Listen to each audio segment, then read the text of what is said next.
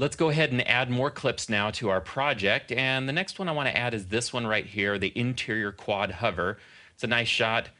Good use of depth of field here, if I do say so myself, although it's, yeah, it's not great because it is shaky. Let's go ahead and just click on the little favorite bar there, the little green bar, to automatically choose our in and out point. Let's edit it into our sequence by just hitting E on the keyboard. Doing what we already know how to do, let's go ahead and just click and drag to get it to match up with the marker. Hold down the T on the keyboard to go to our trim tool, and let's go ahead and adjust what we see at the beginning and what we see at the end. Okay, so definitely want the radio in the shot. Don't want it to bounce around too much. See, that's too much there. Maybe like this. Okay, let's see how that looks if we play through it. I'm going to move the skimmer to right in front and hit the space bar. Okay, and that looks pretty good. Now let's go ahead and go outside, and we'll choose this clip right here. I think I've got an in point. Yep, I've got a selection already saved there as a favorite. So we can just use this and bring it down into our project. I'm going to hit E again on the keyboard. It's pretty close, not exactly lined up with the marker, but it's pretty close. I'm going to go ahead and just click to drag to snap it in there. Now, if you feel like you want to be in closer, once again, Command plus on the keyboard will zoom in. I like to do it this way. Let's choose our in and out point. I'm going to hold down T on the keyboard. I'm not letting go, of course, once again, because we're just going to the trim tool here momentarily. So what I'm going to do is start, what we want to do is zoom in right to where he sets it down. So maybe like this. Let's see how that looks if we play through it. Move the skimmer, hit the space bar. Nah, it's a little too chaotic there.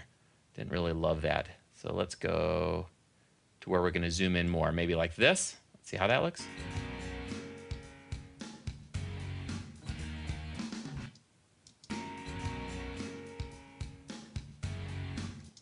I feel like we need a little bit more time, so I'm just going to click and drag this edge out here, and now let's do it again. Trim, and so we're going to move in on it. Yeah, like that. So I'm going to go back. This will be my in point there, the frame on the left. We're going to see him set it down there on the right. Let's see how that looks.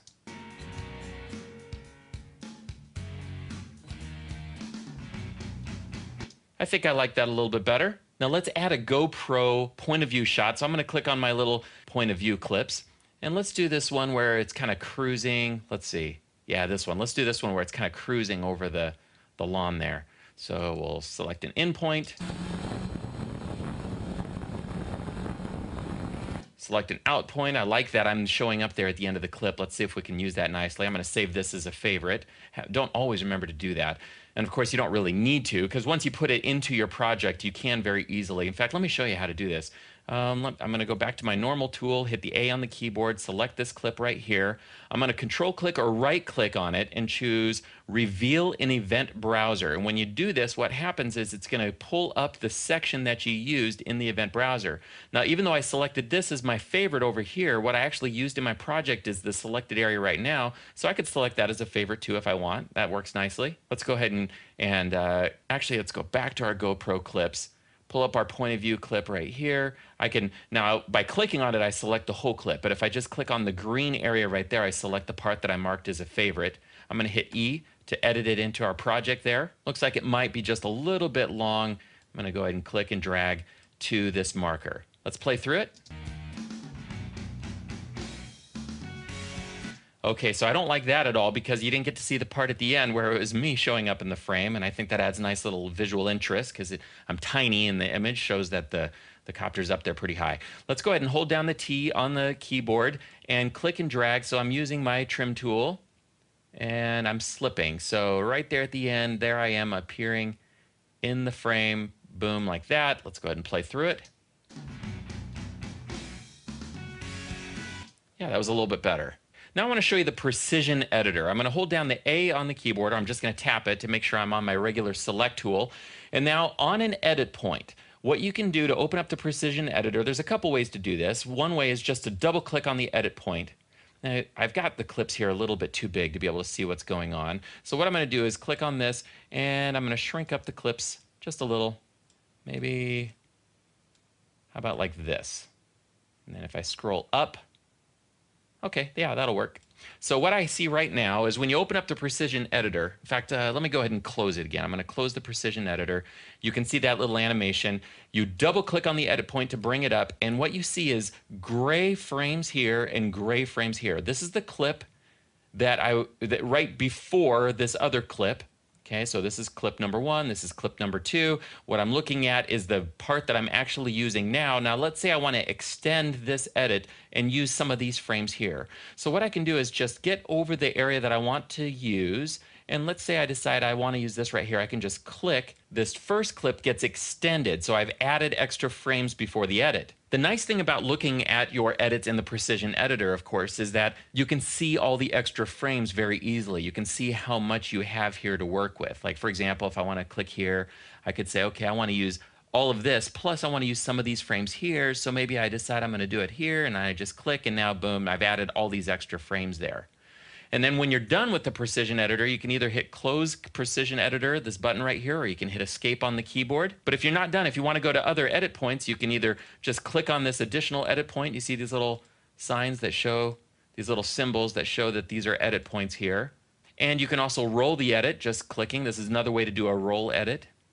See that? I'm rolling the edit right there. And now I'm done with the Precision Editor, so I'm going to go ahead and click Close Precision Editor, and things animate and go back in place again. I'm going to hit Command-Z to undo because I really didn't want to do all those extra edits there. The next clip I want to use is this great shot exterior. Oh, not this Smart Collection filter that I set up, but let's see, where is it? This shot right here. This is what I want to use. So let's go ahead and select our favorited selection. I'm going to hit E to edit it into the project. I'm going to click and drag to get it set to the marker, so that way it'll be on beat. And let's go ahead and just play through it to see if we like it the way it is or if we need to make some adjustments. Hit S to turn on skimming, make sure my skimmer's there. Okay, so I pretty much like that. The only thing is it gets a little blurred out as it approaches at the end right here. So I'd like to slip this. So I'm going to click and slip, and maybe end it right there. That seems pretty good. Let's go ahead and play through again.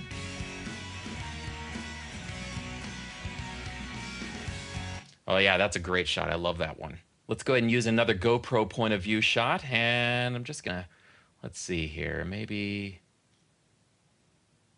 right here. It's a little wobbly, but let's see. You can see why I called it GoPro low, point of view low there. Hit E to edit it into the project. And let's move it over, see how close we are. That might be a little bit long, I don't know. Let's see how long of a clip this is. I'm just editing this I just moved the edit point there, the end of it, so that it matches up with the marker. Move the skimmer here, hit the space bar to play through it. Yeah, that's nice. And now let's go to the point of view high shot here. Let's see, we have a nice one. We've selected this as our favorite. Let's see if that's too long. I'm going to hit E on the keyboard to edit it in, play through it.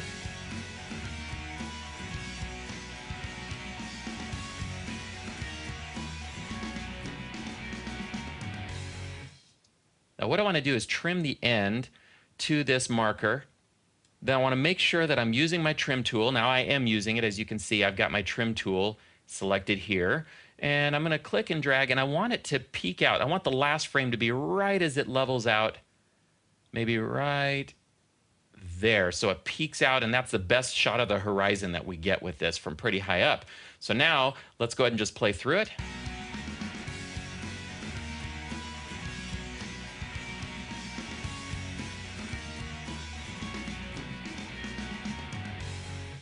And then it goes black. I'm going to hit Shift-Z on the keyboard to zoom to fit. And now that we have all of our basic video clips in place, now it's time to add some beautification to our project. So we'll add transitions and titles and things like that. We'll get started with transitions in the next video.